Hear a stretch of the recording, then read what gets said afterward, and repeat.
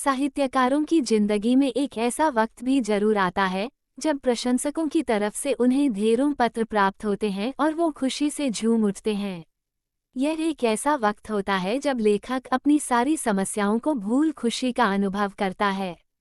वो पत्रों के सागर में डूब जाता है और लहरों के साथ कल्पना के एक नए शिखर पर पहुंच जाता है।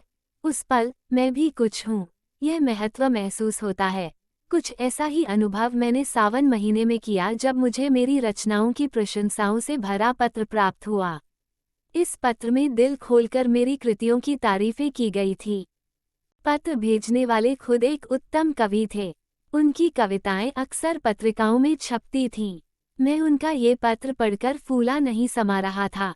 मैं खुशी के मारे उसी वक्त उस पत्र का जवाब लिखने बैठ गया था। उस उत्साह में मैंने जो कुछ भी पत्र में लिखा इस समय वो याद नहीं है। हाँ, इतना याद है कि उस पत्र में शुरू से अंत तक प्रेम भरे मीठे शब्द लिखे थे।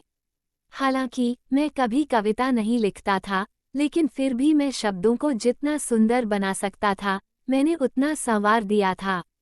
यहाँ तक कि पत्र लिखने के बाद जब मैंने उसे फिर से पढ़ा तो मुझे कविता बहुत पसंद आई। पूरा पत्र भाव से भरपूर था। 5वें दिन उसी कवि का एक और पत्र मुझे मिला। वो पहले वाले पत्र के मुकाबले और ज्यादा प्रभावी था। उसमें मुझे प्यारे भाया कहकर पुकारा गया था। साथ ही मेरी रचनाओं की एक सूची और प्रकाशकों के बारे में उनके नाम और पते पूछे गए थे। इसके साथ ही पत्र के अंत में ये भी कहा गया था कि मेरी पत्नी आपकी बहुत बड़ी प्रशंसक है और आपकी लेखन को पढ़ना पसंद करती है।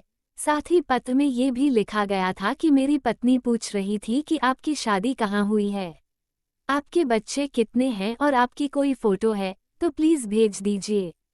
वहीं पत्र में मेरे जन्म स्थान और वंश की भी जानकारी पूछी गई थी। पत्र के उसके अंतिम खबर ने मुझे खुश कर दिया था। पहली बार ऐसा हुआ था जब किसी महिला ने अपने मुंह से मेरी तारीफ की थी और यह सुनने का मौका मुझे मिला था। ये सुनकर ऐसा लगा कि कोई मेरी बुरे कर्मों की तारीफ कर रहा है। उस दौरान तारीफ में जितने भी शब्द मुझे याद थे, उन सबको मैंने पत्र में लिख डाला और अपने परिवार और खानदान के विषय में ऐसा जिक्र किया कि जैसे किसी कवि ने भी कभी राजा का गुणगान नहीं किया हो। मेरे दादाजी एक जमींदार के यहाँ कर्मचारी थे, लेकिन उन्हें मैंने रियासत का प्रबंधक बताया था। वहीं अपने क्लर्क पिता को मैंने दफ्तर का प्रधानाध्यक्ष बताया। पत्र में किसानी को जमींदारी बताया था। इसके अलावा अपने लेखन की गिनती को तो बढ़ा न सका, लेकिन उनके महत्व को बड़े अच्छे से समझा दिया था। देखा जाए तो अपनी तारीफ करना एक सिरफिरापन है, लेकिन इशारों में ये काम आसानी से किया जा सकता है। खैर, पत्र खत्म हो चुका था और लेटर बॉक्स में पहुंच चुका था। इसके बाद हफ्ते तक कोई भी पत्र नहीं आया। मैंने पत्र में अपने हिसाब से अपनी पत्नी की तरफ से भी कुछ बातें लिखी थीं। उम्मीद थी कि घनिष्ठता बढ़ेगी, लेकिन ऐसा लग रहा था कि कहीं वे मुझे मतलबी और सेंटिमेंटल न समझने लगा हो, इसलिए कोई पत्र नहीं लिखा हो। आश्विन के महीने का तीसरा पहर था। हर तरफ रामलीला का उत्साह था। मैं भी अपने एक दोस्त के घर था। वहाँ ताश की बाजी चल रही थी। अचानक एक व्यक्ति वहां मेरे बारे में पूछते हुए व मेरा नाम लेते हुए वहां आया और मेरे बगल की कुर्सी पर आकर बैठ गया। मैं उसे नहीं जानता था।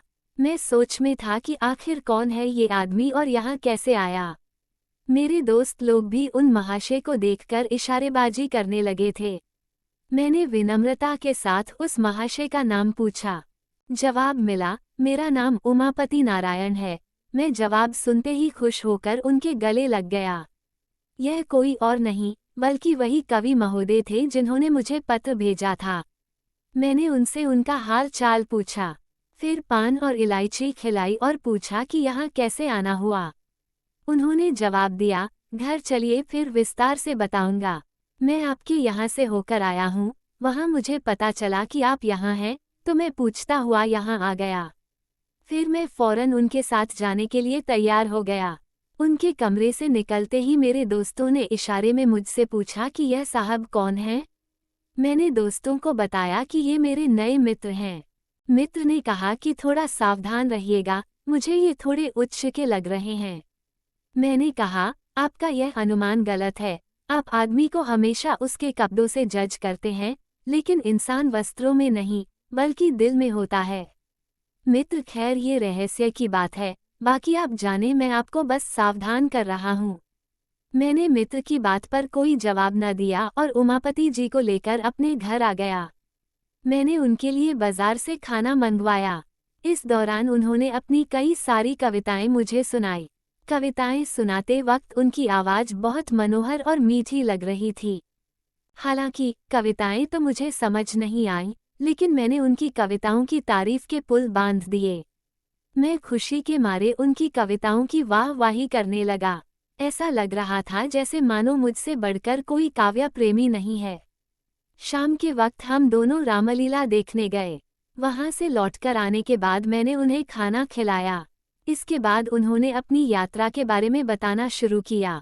उन्होंने बताया कि वो इस वक्त कानपुर जा रहे हैं, अपनी पत्नी को लेने के लिए। उनका मकान कानपुर में है। उन्होंने उस वक्त अपने विचार को साझा करते हुए बताया कि उनकी इच्छा मासिक पत्रिका निकालने की है। उन्होंने बताया कि प्रकाशक कविताओं के लिए 1000 रुपये देते हैं, लेकिन उनकी इच्छा है कि वे कविताओं को पत्रिका में क्रमश निकालें, फिर अपने ही पैसों से पुस्तकाकार प्रिंट करवाएं। उमापति ने ये भी बताया कि उनकी जमींदारी कानपुर शहर में है, लेकिन वो साहित्यिक जिंदगी बिताना चाहते हैं। उन्हें जमींदारी से नफरत है। उन्होंने बताया कि उनकी पत्नी लड़कियों के एक स्कूल में प्रधानाध्यापिका हैं। ये सारी बातें देर रात तक चलती रहीं। अधिकांश बातें उस दिन की याद नहीं है। हाँ, बस ये याद है कि हमने अपने भावी जिंदगी का एक प्रोग्राम बना लिया था। उस वक्त मैं अपनी किस्मत को सराह रहा था कि घर बैठे बैठाए मुझे भगवान ने एक सच्चा दोस्त भेज दिया। हम लोगों को बात करते करते लगभग आधी रात यूं ही बीत गई थी। उन्हें अगले दिन सुबह 8 बजे निकलना था। जब मैं सोकर उठा तो सुबह के 7 बज रहे थे। मैंने देखा कि उमापति जी जाने के लिए तैयार थे। बोले, इजाज़त दीजिए, लौटते वक्त इधर से ही जाऊंगा। इस वक्त आपको तकलीफ दे रहा हूँ, माफ़ करिएगा। जब कल मैं चला था तो उस वक्त सुबह के 4 बज रहे थे। चलने की चिंता में पूरी रात जागना पड़ गया। गाड़ी में बैठते ही झपकियां आने लगीं, तो मैंने कोट उतार दिया और फिर लेटा तो फौरन सो गया। मुगलसराय में आंख खुली तो देखा कि कोट गायब था। कोट को मैंने चारों तरफ ढूंढा, पता ही नहीं चला कि मेरा कोट किसी ने चोरी कर लिया है। मेरे कोट में उस वक्त 50 रुपये रखे थे, वो भी साथ में चले गए। पत्नी के मैके उसे लेने जाना है और जाते वक्त मुझे कपड़े ले जाने हैं। आप मुझे 50 रुपये उधार दे दीजिए। ससुराल में हर वक्त थोड़े बहुत पैसे खर्च होने स्वाभाविक हैं। ऐसे में अगर पैसे ना खर्च करो तो हंसी होगी। मैं जब वापसी में इधर से लौटूंगा तो आपको पैसे देता हुआ जाऊंगा। मैं उनकी बात सुनकर बड़ी दुविधा में था। मुझे पहले भी एक बार धोखा मिला था। फौरन मन में ख्याल आया कि कहीं इस बार भी धोखा न खा जाऊं। फिर तुरंत ही मुझे अपने इस ख्याल पर शर्म आने लगी। मैंने सोचा, इस संसार में हर आदमी एक जैसा नहीं होता। ये बेचारे कितने सज्जन आदमी हैं, इस वक्त मुसीबत में हैं। ये सोचते हुए मैंने अपनी पत्नी को कहा कि अगर तुम्हारे पास कुछ पैसे हैं तो दे दो। पत्नी ने पूछा, क्या करोगे? मैंने कहा, कल जो मेरे मित्र आए हैं, किसी ने उनके रुपये सफ़र के दौरान चुरा लिए हैं। उन्हें ससुराल अपनी पत्नी को लेने जाना है। लौटते वक्त वो पैसे दे देंगे। मेरी बातों को सुनकर पत्नी ने मजाक करते हुए कहा कि तुम्हारे जितने भी दोस्त आते हैं, सब तुम्हें धोखा देने ही आते हैं। पत्नी ने कहा, मेरे पास कुछ पैसे नहीं हैं। फिर मैंने थोड़ा अपनी पत्नी को मनाते हुए कहा कि अगर पैसे हैं तो दे दो ना, बेचारे तैयार होकर खड़े हैं, उनकी गाड़ी छूट जाएगी। पत्नी ने कहा, बोल दो जाकर कि इस वक्त घर में कोई पैसे नहीं हैं। मैंने कहा, ये कहना इतना आसान बिल्कुल नहीं है। इसका मतलब ये है कि मैं दरिद्र होने के साथ साथ अच्छा दोस्त भी नहीं हूँ। क्या मेरे पास 50 रुपये का भी इंतजाम नहीं हो सकता? उमापति जी को इस पर कभी भी यकीन नहीं होगा कि मेरे पास इतने पैसे भी नहीं है।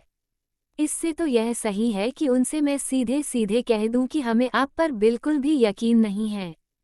मेरी बातें सुनकर पत्नी ने झुंझलाकर बक्से की चाबी मेरे सामने फेंकते हुए कहा कि तुम जितनी आसानी से बहस कर लेते हो, अगर उतनी आसानी से आदमी परखना जानते तो अभी तक इंसान बन गए होते। जाओ और दे दो ये रुपये। इन रुपयों को उधार समझकर मत दो, ये समझना कि इन रुपयों को पानी में फेंक दिया। मुझे तो बस आम से मतलब था, ना कि पेड़ की गिनती से। मैंने रुपये निकालकर उमापति जी को उसी वक्त दे दिए। उमापति जी ने पैसा लौटाने का वादा किया और चले गए। उमापति 7वें दिन फिर शाम को घर वापस आए। उनके साथ इस बार उनकी पत्नी व बेटी थी। दही चीनी खिलाकर मेरी पत्नी ने उन लोगों का स्वागत व आदर सत्कार किया। यहाँ तक कि 20 रुपये मुंह दिखाई के दिए। इसके साथ कि उनकी बेटी को भी मेरी पत्नी ने मिठाई खाने के लिए 2 रुपये दिए। मुझे लगा था कि उमापति जी आने के बाद ही मेरे रुपये लौटा देंगे, लेकिन उन्होंने रात में रुपयों का कोई जिक्र तक नहीं किया। सोते वक्त मैंने पत्नी से कहा कि रुपये का तो इन्होंने जिक्र तक नहीं किया। पत्नी ने मेरी बात सुनकर हंसते हुए कहा कि क्या तुम्हें सच में उम्मीद थी कि वो आते ही फौरन तुम्हारे पैसे लौटा देंगे? मैंने पहले ही तुमसे कहा था कि रुपये मिलने की उम्मीद से उन्हें पैसे मत देना। ये समझो कि ये पैसे किसी दोस्त की मदद के लिए दिए थे, लेकिन तुम तो विचित्र हो। पत्नी की बातें सुनकर मैं लज्जित होकर चुप रह गया। उमापति अपने परिवार वालों के साथ 2 दिन तक मेरे घर में रुके। मेरी पत्नी ने इस दौरान उन लोगों का खूब आदर सत्कार किया। मुझे फिर भी संतोष नहीं था, क्योंकि मैं समझता था कि इन्होंने मेरे साथ धोखा किया था। तीसरे दिन वो सुबह जल्दी अपने घर जाने को तैयार हो गए। मुझे अब उम्मीद थी कि वो मेरे रुपये लौटा देंगे, लेकिन ऐसा कुछ नहीं हुआ, बल्कि वो अब एक नई राम कहानी सुनाने लगे। उन्होंने बिस्तर बांधते हुए कहा कि मुझे बड़ा ही दुख है कि इस बार मैं आपके पैसे नहीं लौटा पाऊंगा। दरअसल बात ये है कि घर में पिताजी से मुलाकात नहीं हो पाई। वे किसी काम से गांव गए हुए थे। मेरे पास इतनी छुट्टियां नहीं थी कि उनसे मिलने मैं गांव तक जाता। गांव जाने के लिए रेल का वहां कोई भी जरिया नहीं है। वहां पहुंचने के लिए बैलगाड़ियों से जाना पड़ता है। इसीलिए सिर्फ एक दिन मैं घर में रहा और फिर अपने ससुराल को निकल गया। मेरे सारे रुपये ससुराल में ही खर्च हो गए। अब तो मेरे पास ट्रेन के टिकट तक का पैसा नहीं है। कृपया आप 25 रुपये मुझे दे दीजिए।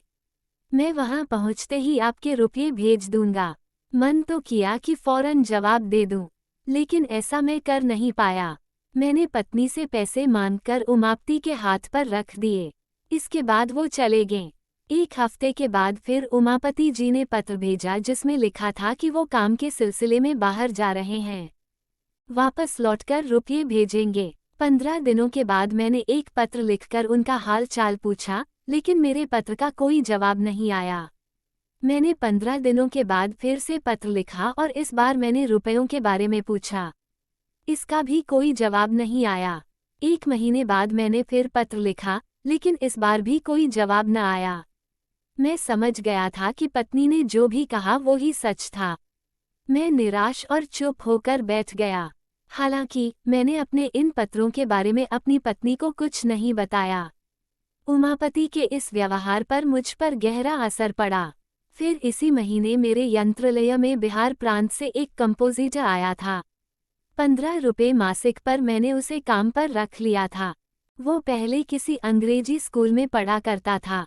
किसी का सहयोग न मिल पाने की वजह से वो पढ़ाई छोड़ चुका था। उसके घरवालों ने उसकी मदद करने से मना कर दिया था। मजबूर होकर उसे यह नौकरी करनी पड़ी। उसकी उम्र वही कोई 17 से 18 साल रही होगी। उसका गंभीर स्वभाव था और उसके बातचीत करने का तरीका भी अच्छा था।